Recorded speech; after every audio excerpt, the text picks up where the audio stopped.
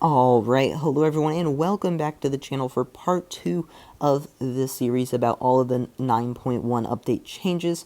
This video, we're going to be going over all of the Russian tank changes and my opinions on them and just all of these buffs and nerfs. Alright, so we're going to go ahead and jump straight into it with the Object 263. So, the Object 263 view range will be decreased by 5 millimeters.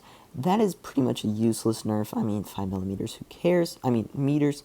Engine power will be decreased by 120 HP. That is a lot. That's pretty bad. Penetration on the stern shells will be increased by 10, which is, not big, not really a big deal. And then the maximum speed will be decreased by 5 kilometers an hour. So basically, this is Object 263 is no longer as much of a YOLO wagon because this tank is not going to be as quick and maneuverable, which sucks because that's pretty much the best thing about the Object, except the gun being amazing DPM, which will have a little more pin now, but it's just so little that it really doesn't matter. So yeah, not really a fan of that change. I like the Object how it is. It's fun how fast it goes. But yeah. Alright, T22 Medium now. The terrain crossing capacity on road, ground, I would assume that's what that means, and water will be increased by 6, 4, and 20 correspondingly. Really not sure how many values that is. I guess that's just decent amount better or a little bit better. Not really sure because I actually am not sure about how regular values are or whatever that. But APCR shells will be replaced with AP like all of the other medium tanks, which is a buff, which is definitely good for the T22 because the APCR in that tank sucks. Hull traverse speed will be decreased by 5 degrees though. It's already extremely fast, so it's really not going to be too big of a deal for the traverse speed to get too much slower. So that's really not too big of a change on the T22 Medium. Alright, the Object 260 now, the maximum speed will be increased by 3 kilometers an hour, will be increased by 70 horsepower, will be getting 100 more HP, and the aiming time will be getting better by 0.2 seconds. So all around buffs for the 260. 260 really isn't a very good performing tank or anything like that. It just has bad armor profiles, mainly Y, which isn't getting touched at all in this. So tank is going to be, better, but it's still really not going to be good just because of the armor profile issues. Alright, moving on to this T62A now. The speed is getting 5 kilometers an hour faster, 70 more horsepower. The dispersion on traverse will be increased by 0.03. AP shells will be added. Dispersion will be increased by 0.048. Aiming time will be increased by 0.9 seconds. Yikes.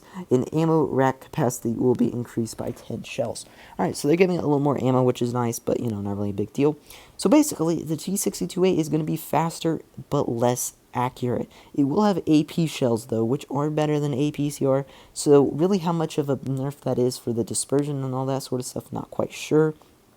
But aiming time nerf right there, that sucks, because the accuracy on the T62A is so good, and it sucks to see it getting nerfed, because like the good accuracy. Alright, the Object 140 now is going to be getting decreased by 50 HP. The speed will go up by 5. Engine power is going to go up by 120. View range will be decreased by 10. Concealment factor while stationary will be increased. Armor thickness in the whole turret, front and sides, and in the commander's cupolas will be decreased. So this is quite interesting. Basically, they're trying to turn the Object 140 into a light tank, which is interesting because everybody wanted the turret buffed, and they nerfed it. Yeah, nice. Okay, good job, Wargame. At least the tank goes faster, I guess. I mean, it's going to be going pretty fast now. I believe a 60 kilometer an hour top speed now, and it's getting more engine power, so it's going to go up there a lot quicker. Less HP, though, and less armor, which is quite interesting. I guess this is honestly a nerf. I mean, the Object 140 is pretty much fast enough as it is, and then the tank already has bad armor, and the gun is what's good. So making the armor worse kind of sucks. So honestly, I think this is a nerf to the 140. Alright, the IS-7 now. Dispersion at 100 meters will be increased by 0.009. The durability will be decreased by 50 HP, not sure why. Hull traverse speed will be increased by 4 degrees. The vehicle's weight will be increased by 3,800 kilograms, and the max speed will go down by 5 kilometers an hour.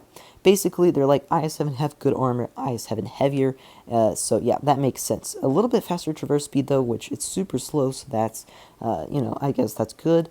A little bit less durability, which is, I guess, weird, 50 HP, kind of who cares, and then like a tiny nerf on the dispersion, so not super big. IS-4 now, engine power will be decreased by 50 horsepower, not HP. Engine power will be decreased by 50 horsepower. Dispersion on turret traverse will be decreased by 0.02. Armor thickness in the driver's cabin will be increased by 40 millimeters. Okay. Armor thickness in the lower slopes of the whole side will be increased by 50 millimeters. Vehicle durability will be increased by 150 HP. Alright, so y'all remember when the IS-4 got a nerf to the, HP? Yeah. Well, now it's just going right back because Wargaming found out that that was useless, I guess. Okay. So this thing basically is going to be getting slightly better armor, more HP, but it's going to be going a little bit slower just because of that horsepower change and a tiny bit worse accuracy. So I think this is an all-around buff, though. Alright, the Object 268 reload time will be increased by 1 second. That's stinky. The whole traverse speed will be increased by 8 degrees, though, which is quite a lot, so that's good. Dispersion at 100 meters will be increased by 0.048, which is, decent change, but it's going to be worse accurate now. And then aiming time will be decreased by 0.1 seconds, though, so that's a very small change, not going to be a big deal. But damage of the standard shell will be increased by 30 HP. So this is interesting. It's getting 30 more alpha.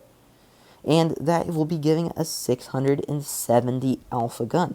So Wargaming is making all sorts of different alphas with the TDs now. We were kind of speculating that the alphas of TDs would be buffed in this update, and we're pretty much right. Quite a few of them are going to be the E3, this one. I'm not sure if any of the other ones are, though.